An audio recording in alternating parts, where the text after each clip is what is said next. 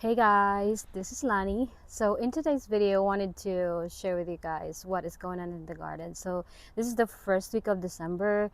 I've been wanting to show you guys what the garden looked like last month, but I got caught up with so many things during the holiday, and just life is just so busy, and I've really been having a hard time adjusting to the amount of light that we get this time of year. So I wound up not being able to do a lot of things. I was so behind, so I'm trying to catch up. Been playing catch up for for pretty much this month. So anyway, I wanted to show you guys what is going on in the garden, and I hope you guys would enjoy this tour. So this is what the garden look like right now.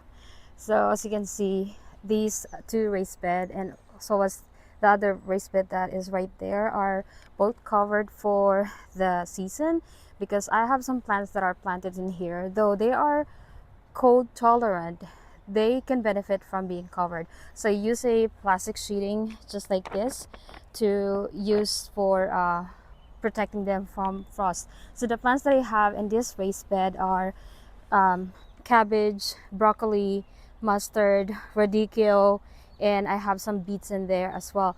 In this one, it's quite difficult to see what's in there, of course, but what I have in there are mostly lettuce, and I have some kale and a few leafy greens. I think still have, I also have red sorrel in that raised bed. This one is a thick fabric, which is I think a 2.0 fabric thickness. So this is the frost blanket that you could also use for your, if you wanted to protect your plants um, from the frost. So I basically just drape it over the cover system that I have from Vago Garden. So that's the one I use, just so I could really make sure that the plants will be protected from the frost. And I think I'm gonna go this way to show you guys what is going on in the garden. So in here, so these are my two blueberries. What I needed to do for this is to actually add some mulch, although the leaves that I have in here had been falling on top of the planter, so they have been serving as mulch for this. So that's a good thing about this. I don't really have to do a lot of things from this blueberries, although I actually wanted to stop using this one because I thought this is gonna be good enough for the blueberries, but I honestly wanna uh, change the system that I'm using to grow these blueberries. And these are the buckets planter that I have, where I have grown peas, tomatoes, things like that, and more buckets. So this is also the part where I have like a system where I could grow plants that are vining. So this is the spot where I grow those plants. Here is my my greenhouse is actually falling apart already. I've been wanting to replace this, take it down and replace it with a new one that I bought, but I still haven't had the time to start working on that project, and I still have a lot to clean up. These are some of the tomatoes that have died from the frost, and these ones are some of the succulents that I still have remaining in the garden. Along this spot right here are my raspberries. I also have some comfrey plants in there that I'm actually planning to replace eventually.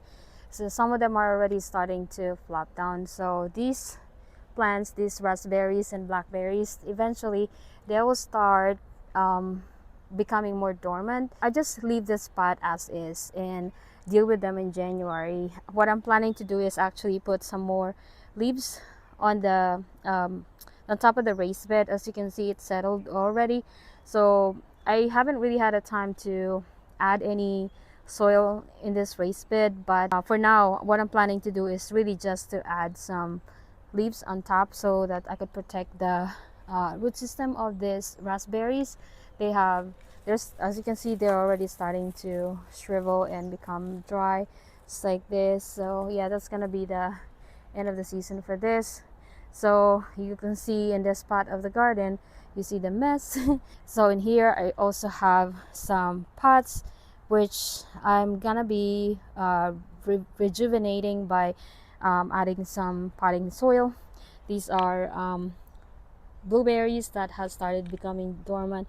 As you can see, it's starting to form those buds, which is kind of strange to me. So right in this part is my grow bags, and as you can see, it looks like a mess right now. So those are my irises, and I think this is the wild bergamot or bee balm. So that, you know, the bees actually go crazy with these plants, but I'm leaving this part right here for now for the birds for the meantime. But I'm gonna be cleaning up these ones soon so that these plants could overwinter pretty well. I'm gonna be using most of these leaves that had fallen as mulch for these pots, and I'm gonna be doing some sort of improvement for this part, so that's gonna be happening pretty soon. But I wanted to grow garlic in this spot, but I still haven't really done that yet. Hopefully I could do it soon. And right here are more strawberries that are growing in these 5-gallon dish pan planters. For some reason this year, these strawberries did not produce very well for me, but you know, I'll just take the positive from the garden, just like what I usually do. So right now they are in dormant stage, and I think I still have to keep remembering to check on their moisture. Thankfully, it rained the other day, so they are still moist. But it looks like this praying mantis had laid some egg in here, so I have one in here that's in the garden. It's gonna be overwintering in there, which I usually find them in some of my strawberries. I don't know, for some reason they like my strawberries as far as like laying their eggs and keeping their eggs in that spot in that garden. So yeah, that is the greenhouse. I definitely need to replace that very soon. So yeah, this is the other raised bed that I have. There are also cabbages, mostly cabbages. I have bok choy, celery, and things like that. So those are the ones that are growing in here. And as you can see, some of them are already forming head. And this is why I like protecting them in the winter.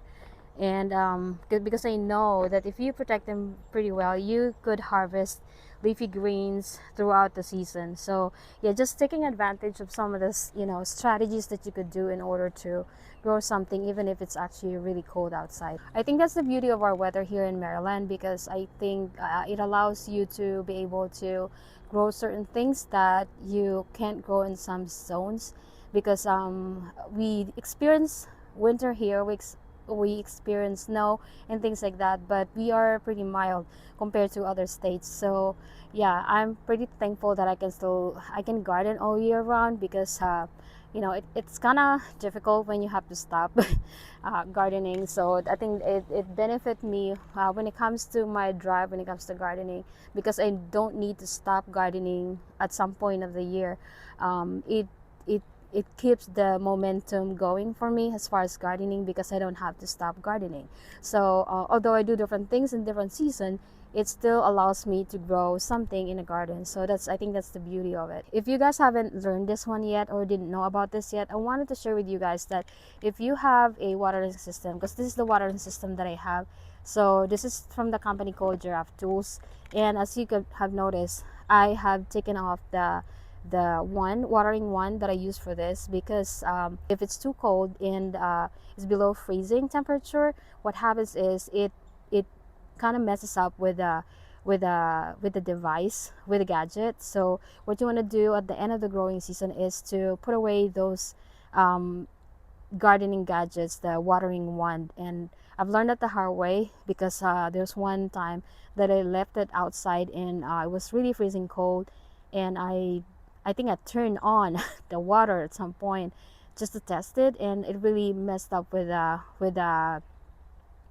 gadget. So I wanted to share that with you guys in case you haven't put away your gardening one, or some of your gardening equipments that are sensitive to bursting when it comes to freezing temperature. Just remember to bring them inside the house when the temperature is freezing. So as you can see from this video, there's really not a whole lot of things going on, and I could do a lot of harvest video with the leafy greens. I definitely can, but I harvest them whenever I needed them, because I like the freshness. That's really one of the advantages of growing your own greens or you know, vegetables. It's the ability to use it whenever you want to use it at your convenience. This time of year, I usually just do a lot of things to kind of prepare the garden for the next growing season.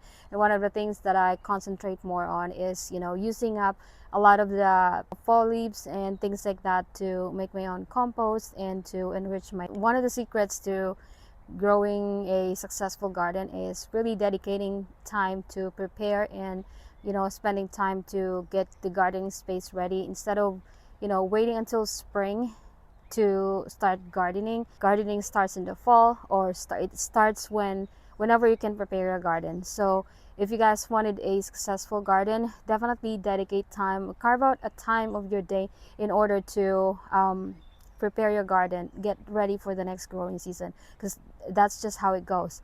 It's like with shopping centers, Christmas has been, their preparation for Christmas season is ahead of time, like months and months ago. So it's the same thing with gardening. If you wanted to have a successful garden, just prepare your garden like months ahead before, whenever you're planning it.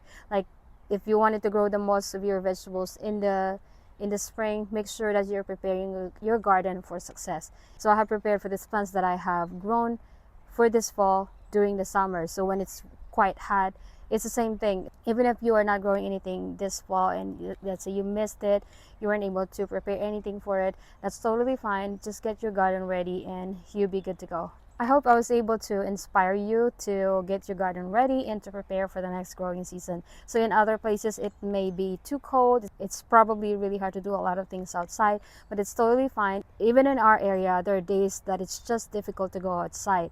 But, there are things that you can do inside, but there are also things you can do outside once the days become warmer. Just like this. I think today we are in the 60s. So it's a good day to be outside, do some catching up with some outdoor activities that I haven't been able to do because in the last couple of days it's been quite hard because it's really just cold. Alright, so thank you so much for watching. I hope you enjoy this tour. If you haven't yet, please consider subscribing to this channel. I really appreciate it, and happy gardening.